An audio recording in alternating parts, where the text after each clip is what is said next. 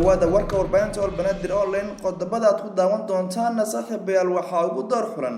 Faysal Cali Waraabe oo shaaca ka qaaday arrimo ay ka wada hadleen Cabdiraxmaan Cabdishakuur siyaasiga mucaaradka kadib kulamo ka dhacay magaalada Nairobi haddaba waxyaabaha sameeyay yihiin warkan ay aad ku daawan doontaan shacab Soomaaliyeed ayaa waxay ka hortageen qorshihii dhulbalaarsiga dawladda Kenya ay ka waday xuduudda la wadaagta Soomaaliya xagee wax marayaan warkan ayaad ku daawan doontaan muxuu yahay saska dawladda Kenya ay qabto Soomaaliya waa warbixin xasaasi ah oo aan idin soo gudbin doono ajaanibta al-shabaab ka barbar dagaalanta oo bilaabay yaglelida koox cusub al-shabaab madax bannaan haddaba qorshahaas ayaa wada warkan ayaan idinku hayaa dibaddana waxaan idinkaga hayaa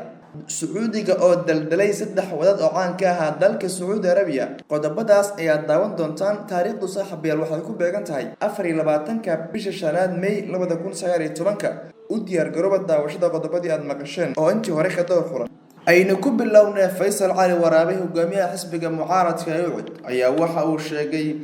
waxyaabihii ay ka wada hadleen Cabdiraxmaan Cabdishakuur iyo madaxdii ka socotay Somaliland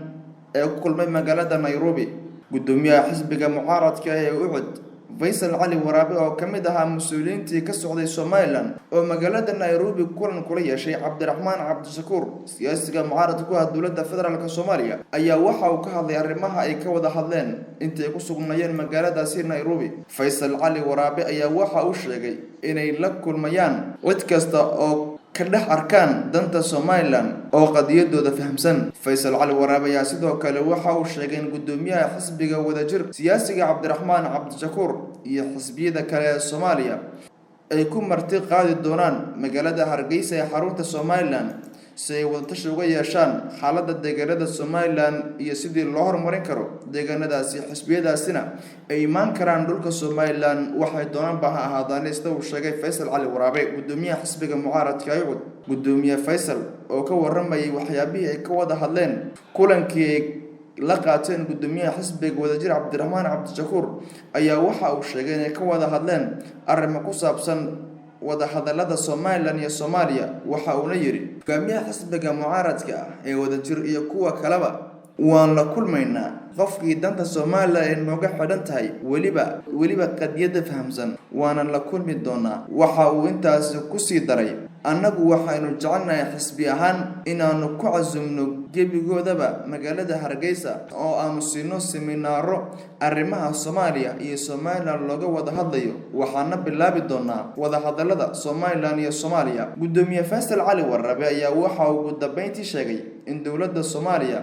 ee uu hogaamiyo madaxweynaha Soomaaliya Maxamed Cabdullaahi Maxamed Farmaajo inay ka gaabisay arrimo badan oo looga wada hadli lahaa xaaladaha Somaliland iyo Soomaaliya waxa uu sheegay madaxweyne Farmaajo uu ku fashilmay hogaaminta dalka Soomaaliya hadalkan ka soo yaray hogaamiyaha xisbiga mucaaradka ee UCD Engineer Faysal Cali Waraabe ayaa waxa uu ku soo aadaya xilli magaalada Nairobi ee waddanka Kenya ay kula kulmeen siyaasiga caanka ah Cabdiraxmaan Cabdishakuur Warsame kaasoo dhayarsan hanaanka dawladda federaalka Soomaaliya wuxuu wado waxayna ka wada hadleen sida uu sheegay Faysal Cali Waraabe arrimo badan oo ku saabsan Somaliland iyo Soomaaliya waxa uu sidoo kale dalkiisa ku sii daray inay ku soo dhaweynayaan xisbi walba oo ka dhisan Soomaaliya magaalada Hargeysa seminaarana ay siin doonaan kuwaas oo ku saabsan qaabka loo wajihi karo xaaladaha Somaliland iyo Soomaaliya ajaanibta ka barbar dagaalanta al-shabaab ayaa waxa ay bilaabeen inay dhisaan koox cusub oo ka madax bannaan xarakada al-shabaab dagaalyahanada ajaanibta ah ee ka dhinac dagaalama xarakada al-shabaab ee Soomaaliya ayaa si weyn uga carooday habdhaqanka xarakada al-shabaab sida ay sheegeen ilo military ah oo arrimahaas si dhow la socday dagaalyahanadan oo si dhow Malaysia uga soo baxay kooxda al-shabaab ayaa waxa ay sheegeen inay kala kulmeen ciqaab iyadoo lagu marmarsimoonayo sababo aad u jilicsan isla markaana la geeyay agaga hore ee dagaalka si loo tijaabiyo daacadnimadooda dagaalka waxay u isticmaalaan dagaalyahanada Kenyaanka ah iyo kuwa kale ee ajaanibta ah wax lagu ciyaaro iyagoo ku qasba qaraxyada ismiidaaminta ah dagaalka lugta ah ee agaga hore ama loo dilo sababo la xiriira inay cadawga jaajuus u yihiin waxaana hadalkani laga soo xigtay dagaalyahano dib uga soo laabtay xarakada al-shabaab dagaalyahanadan Kenyaanka ayaa u sheegay militariga Kenya inay badankood ka soo baxsteen magaalada Jilib iyo Jamaame kooxdan ayaa raadinaysa inay gooni u goostaan al-shabaab isla markaana ay sameeyaan koox ka madax bannaan al-shabaab oo sii wada jihaadka calamka sida ay sheegeen. Arrintan ayaa waxay timid kadib markii dhawaan la dilay taliyayaal saameyn xoogan ku lahaa xarakada al-shabaab oo ka soo jeeda dalka Kenya iyo dalal kale oo shisheeye. Xarakada al-shabaab ayaa waxaa ka barbar dagaalama xubno badan oo ka tirsan wadamada deriska laha Soomaaliya iyo kuwa Carbeedba, waxaana ay sheegeen haatan inay soo food saartay cadaadis dhanka amniga ah oo xarakadu ay u dirayaan dagaalyahanada tooska ah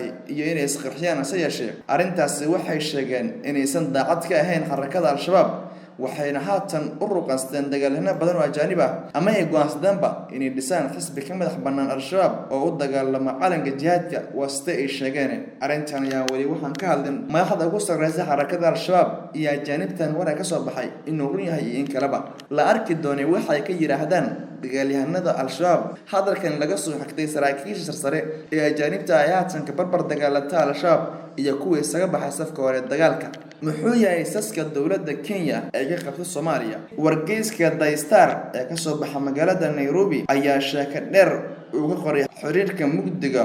uu hareeyay maalmahan ee u dhaxeeya Soomaaliya iyo Kenya. Waxa uu ciwaan uga dhigay muxuu yahay saska ee Kenya ka qabta Soomaaliya. Sheekadan ayaa waxaa lagu soo hadal qaaday in xukuumadda Nairobi ay walaac ka qabto deyn cafinta loo sameynayo dalka Soomaaliya. Booqashadii taliyaha ciidamada Africom ee Mareykanka ee Soomaaliya ku tagay kol hore, ciidamada dalab ee la soo baxay xuduudda xoogan iyo kulankii ra'iisul wasaare Khayre uu la yeeshay madaxda sare ka socday Bangiga Adduunka, hay'adda IMF iyo mas'uuliyiin sarsare oo ka tirsan dowladda Mareykanka. Wargeyska ayaa waxa uu sheegay in lacagaha deyn ahaan loogu cafinayo Soomaaliya ay gaarayso $5 bilyan. Warbixintan ayaa waxaa lagu xusay in Kenya aad ula yaaban tahay sababta dalkani ka baxaya colaadaha sokeeye sidaan oo dhan loogu siinayo muhiimad gaar ah.